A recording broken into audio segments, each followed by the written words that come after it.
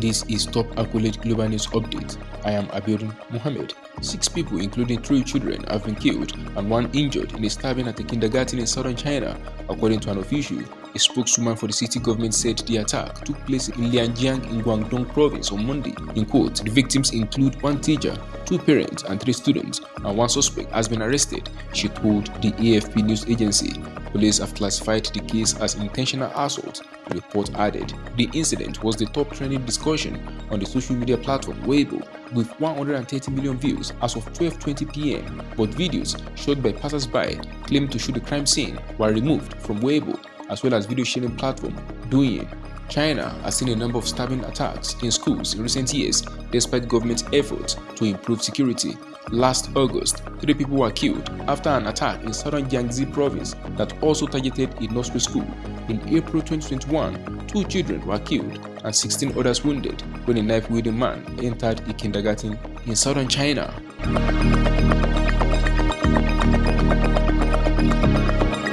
US President Joe Biden arrived in Britain on Sunday, starting a 3-nation trip that will be dominated by a NATO summit in Lithuania aimed at showing solidarity with Ukraine in its fight against Russia, while not yet accepting Kiev as a member of the alliance. But the challenges of forging solidarity among NATO's 31 member countries were highlighted in a call between Biden and Turkish President Tayyip Erdogan before the alliance summit in Lithuania this week. With Sweden's bid for membership in the Western Alliance a continued point of contention, Biden landed at Stansted Airport and boarded the Marine One helicopter for central London, where he will meet British Prime Minister Rishi Sunak at 10 Downing Street on Monday. He will later travel to Windsor Castle for a visit with King Charles. The talks with the King, expected to include climate initiatives, will give Biden a greater sense of the man who succeeded his mother, Queen Elizabeth, after her death last September.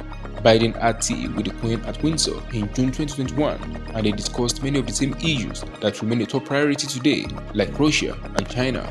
Biden will travel on to Vilnius, Lithuania on Monday night and hold talks with NATO leaders there on Tuesday and Wednesday. Biden and the NATO allies aim to show support for Ukraine and give Ukraine President Volodymyr Zelensky a sense of what will have to be done to gain NATO membership sometime in the future.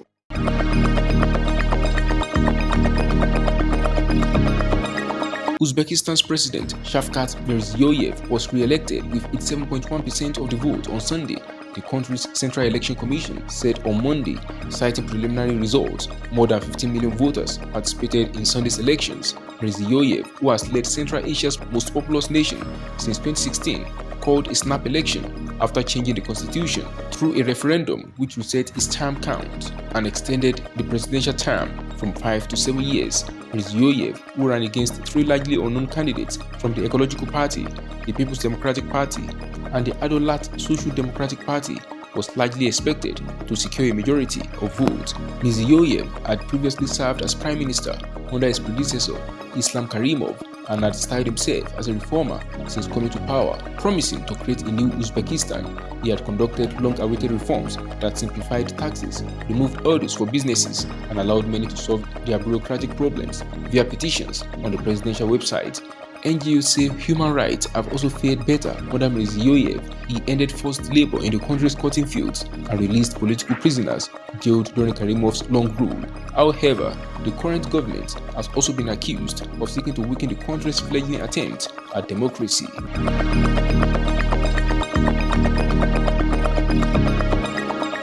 India's multi-billion-dollar purchases of US arms are less about shifting its reliance on Russian defense equipment and moving towards the West. It is more about developing its own domestic weapons industry. Security officials and analysts say India is the world's biggest arms importer, but almost all of its major weapons purchases now include provisions for joint manufacture or technology transfer, irrespective of which country it is dealing with.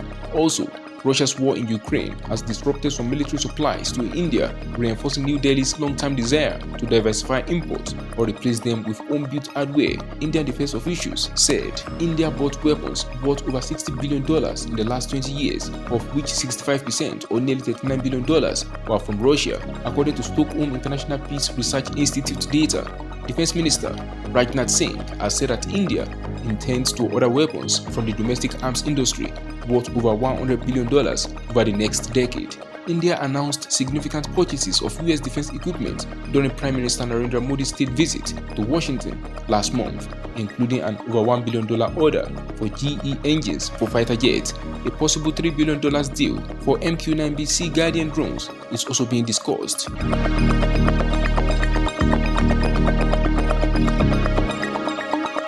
US Treasury Secretary Janet Yellen went to Beijing with no expectations that meetings with China's new top economic officials would immediately ease tensions between the world's two largest economies. There was no breakthrough, and it is far from clear whether the 10 hours of meetings covering issues ranging from US technology export controls to China's new anti-espionage law and other punitive actions against US firms will do anything to change the relationship's trajectory. But Yellen met her objective of opening communications with her new Chinese counterpart, Vice Premier Li Feng, and explaining US intentions on a broad range of policies. In quote, "The accomplishment of the meeting was the meeting itself, not specific issues," said Scott Kennedy, a China economics expert at the Center for Strategic and International Studies in Washington. But he said it was significant that Yellen, he and other Chinese officials would hold civil substantive discussions about policy differences after years of acrimony over the COVID-19 pandemic, tariffs, national security, trade restrictions, and increasing difficulties